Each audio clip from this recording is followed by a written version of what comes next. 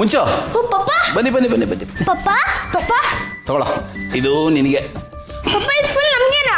ನಿಮಗೆ ಇದು ನಿನಗೆ. Thank you papa. ವೆಲ್ಕಮ್. ಏನಿದು? ಯಾಕೆ ಇಷ್ಟೆಲ್ಲ ಖರ್ಚು ಮಾಡಕ್ ಹೋದ್ರಿ? ಅರೆ ನೋಡ್ರಿ, ಅವ್ರ ಪ್ರಕಾರ ಹೊಸ ಮನೆಗೆ ಬಂದಿದ್ದೀವಿ, ಅದಕ್ಕೆ ಹೊಸ ಬಟ್ಟೆ ಅಷ್ಟೇನೆ. ಏನೋ ಲಕ್ಷಾಂತರ ರೂಪಾಯಿ ಖರ್ಚು ಮಾಡ್ಬಿಟ್ಟಿದೀನಿ ಈ ತರ ಯಾಕೆ ಆಕ್ಷೇಪಣೆ ಮಾಡ್ತಾ ಇದ್ದೀರಾ? ನೋಡಿ, ದೊಡ್ಡ ಮನೆಗೆ ಬಂದಿರೋದಕ್ಕೆ ದೊಡ್ಡದಾಗಿ ಖರ್ಚು ಮಾಡೋದಲ್ಲ.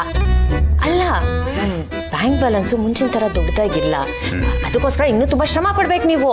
ನಾನು ಹೇಳಿದ್ ನೆನ್ಪಿಲ್ವಾ ನಿಮ್ಗೆ? ಮೊದ್ಲು ಉಳಿತಾಯ, ಆಮೇಲೆ ಖರ್ಚು. ನನಗೆ ಗೊತ್ತಿತ್ತು ನಿಮ್ ಕಡೆಯಿಂದ ಈ ಥರದೊಂದು ಅಪೀಲ್ ಬರುತ್ತೆ, ಒಂದು ಲಿಟಿಗೇಷನ್ ಬರುತ್ತೆ ಅಂತ.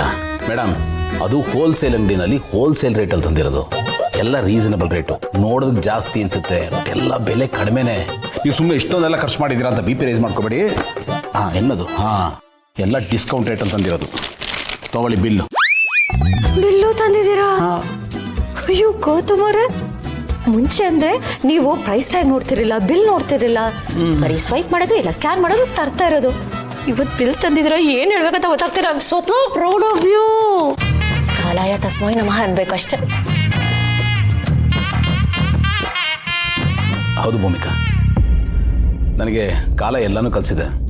ಹಣದ ಬೆಲೆನ ಸಿಂಪಲ್ ಆಗಿ ಲಿಮಿಟೆಡ್ ಆಗಿ ಬದುಕೋದನ್ನು ಕಲಿಸಿದೆ. ಈಗ ಹೆಸರಿನಲ್ಲಿ ಮಾತ್ರ ದಿವಾನ್ ಅಂತಿರೋದು, ಮೈಂಡ್ ಸೆಟ್ಟು ಜವಾನ್ ಅಂತಾರನೇ ಇದೆ. ಏನದು ಹಾಗೆ ಇರಲಿ. ಡಿಸ್ಕೌಂಟ್ ಅಲ್ಲಾದ್ರೂ ಇಷ್ಟೊಂದು ಖರ್ಚು ಮಾಡೋ ಅವಶ್ಯಕತೆ ಏನಿರಲಿಲ್ಲ.